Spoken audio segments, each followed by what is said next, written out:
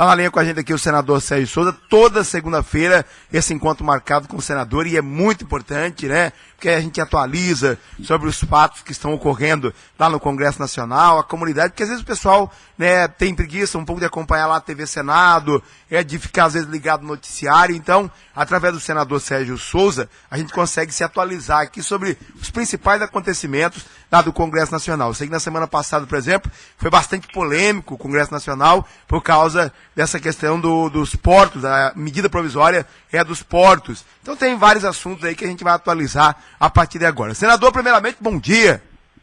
Bom dia, Berimbau, bom dia a todos os amigos ouvintes da Rádio Havaiana.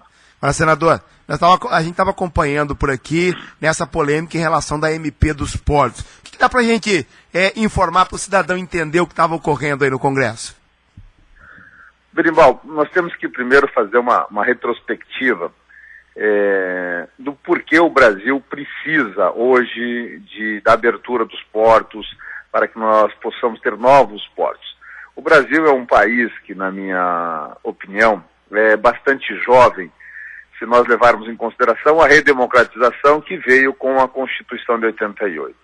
Em 1988, o Constituinte deu ao Brasil uma nova Constituição, uma Constituição cidadã, uma Constituição com garantias individuais e coletivas, uma Constituição que deu o poder de escolhermos o presidente da República, e assim o fizemos já no ano de 89, e tiramos esse presidente já no ano de 92.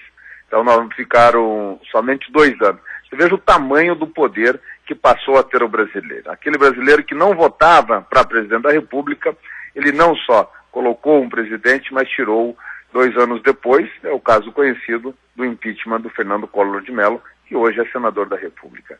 Na sequência veio um presidente assumindo no lugar do vice-presidente, do presidente Collor, o vice-presidente Itamar Franco, que pensou um pouco mais e com mais responsabilidade. Falou, olha, este povo brasileiro está cansado de ser enganado e ele quer alguma coisa a mais. E ele fez o Plano Real. O Plano Real que veio para dar ao Brasil uma moeda forte, veio para dar ao Brasil uma estabilidade econômica. Isso foi dado uma sequência no governo do Fernando Henrique, com alguns programas sendo criados. No governo do presidente Lula, vários programas sociais de inserção do cidadão ao meio foram criados, e também ele pensou, nós temos que, um salário mínimo tem que ter poder de compra, tem que valer pelo menos $100, tem que comprar pelo menos uma cesta básica, pelo menos os remédios que o aposentado usa no dia a dia. E está aí, o salário mínimo hoje chega próximo a $400, o Brasil demonstra que tem crescido internamente também na sua balança comercial exterior. O Brasil chegou ao patamar de 6ª maior economia do planeta. Mas nós só vamos continuar crescendo se nós diminuirmos o nosso custo interno. E aí é que vem a questão dos portos. Porque parece que a gente não vê isso e não percebe. Nós, por exemplo, cidadãos do Vale do Ivaí, aquele que é agricultor ou comerciante, eles têm um impacto direto dos portos. Porque o nosso produto, necessariamente, ele é escoado através das rodovias ineficientes, com pedágios caros, ferrovias ainda ineficientes, chegam ao porto, o porto está estagnado. O navio, para poder carregar a soja, o milho, da produção do Paraná ou de qualquer lugar do Brasil, ele fica alguns dias atracado no porto de Paranaguá a um custo médio de $30 a $40 mil ao dia. Alguns navios chegam a pagar $2 milhões.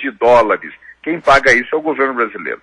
Tudo isso está embutido dentro do preço da soja, dentro do preço do milho, dentro do preço do frango que vai ser exportado e assim por diante. Então você veja da importância. Se nós tivéssemos um porto mais ágil, um porto mais eficiente, nós teríamos menos custo para exportar. Isso quer dizer que da porteira para fora, qualquer lugar do mundo, seja em Buenos Aires, seja nos Estados Unidos, seja no Porto de Paranaguá, uma tonelada de soja custa $440.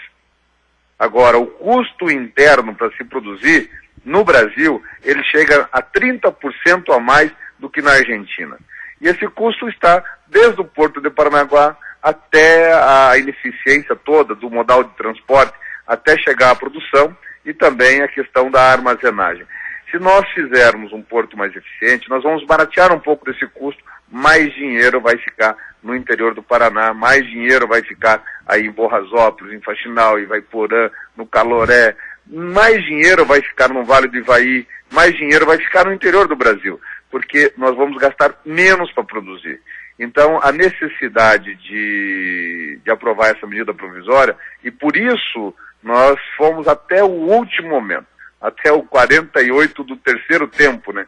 Porque a Câmara dos Deputados gastou todo o tempo que nós tínhamos para debatermos com um pouco mais de profundidade essa medida provisória, e restou poucas horas ao Senado Federal, que cumpriu o seu papel, Berimbau. Agora, senador, além dessa questão dos portos, né, que nós tivemos aí, que é importante para o Brasil, a semana passada teve mais algum destaque que chamou a atenção? Vários destaques acontecem no dia a dia do Congresso Nacional, né? Nós tivemos lá a presença do ministro da Justiça na Comissão de Constituição e Justiça, e fizemos com ele um amplo debate com relação à redução da maioridade penal e outros temas que interessam à justiça brasileira.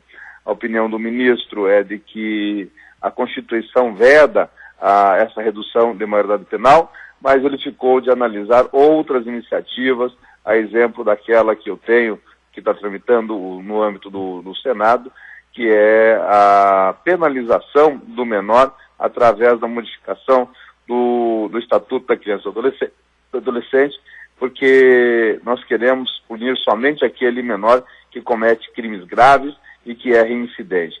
Ele ficou de ver, é um assunto muito importante, né? E nós tivemos, já no âmbito do Paraná, Berimbau, na última sexta-feira, um encontro estadual dos prefeitos aqui em Curitiba. Estiveram dos 399 prefeitos, estiveram 322 prefeitos no encontro aqui na região metropolitana de Curitiba, lá no Expotreite de Pinhais, um sucesso absoluto. Além de vices-prefeitos, vereadores, secretários, ao todo mais de 3.000 pessoas ligadas aos municípios vieram até Brasília para ouvir a mensagem da ministra Gleisi, a mensagem da ministra Ideli, a mensagem do ministro Padilha, que é o ministro da Saúde, e conversar com todos os ministérios que estavam ali preparados para responder as perguntas e tirar as dúvidas de todos os municípios paranaenses. Um sucesso o evento. No evento, inclusive, foi mencionado a garantia da liberação de patrolas, de retroescavadeiras e de caminhões para todos os municípios paranaenses com menos de 50 mil habitantes. Então isso está garantido, isso vai acontecer em alguns municípios até o meio do ano e nos demais municípios até o final do ano. Nós estamos cuidando disso para que os municípios do Vale do Ivaí venham a receber o mais rápido possível, porque nós sabemos da necessidade, bem como os municípios da região central do Paraná. Então a gente tem demonstrado, através dos programas do governo federal, que nós podemos atender os municípios de forma direta, a fundo perdido, e precisamos começar a fazer as contas, Berimbau, porque nós estamos vendo que o governo federal está presente em ações diretas e indiretas em todos os municípios do Paraná. Aquelas ações em que as liberações são feitas diretamente pelo governo ou são feitos através de outros órgãos, como, por exemplo, da Caixa Econômica, como, por exemplo, através do governo do estado do Paraná. Porque todas as casas que estão sendo feitas pelo governo do estado do Paraná são através do governo federal. É o governo federal que utiliza esse instrumento, o convênio, para realizar nos municípios as casas. Essas todas que foram anunciadas aí em Ivaiporã, e esses dias pelo governador, e por outras cidades também, o governo federal ele tem feito um trabalho muito forte.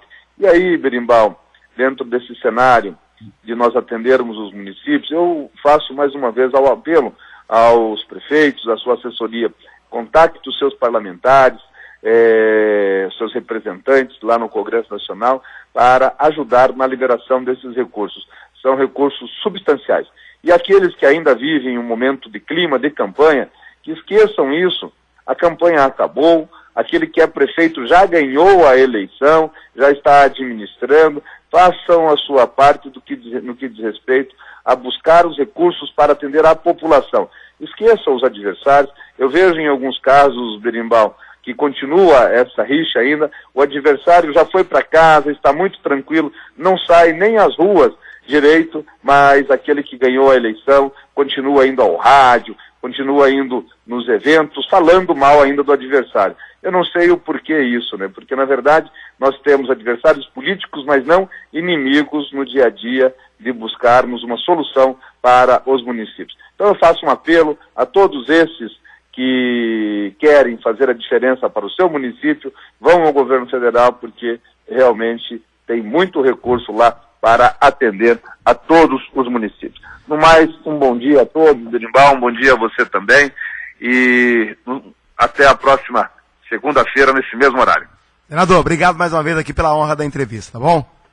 Aí o senador Sérgio Souza participando com a gente ao vivo, sempre na segunda-feira, né, não perde o horário, é sempre ali 8 e pouquinho, a gente já entra no ar com as principais notícias do Congresso Nacional.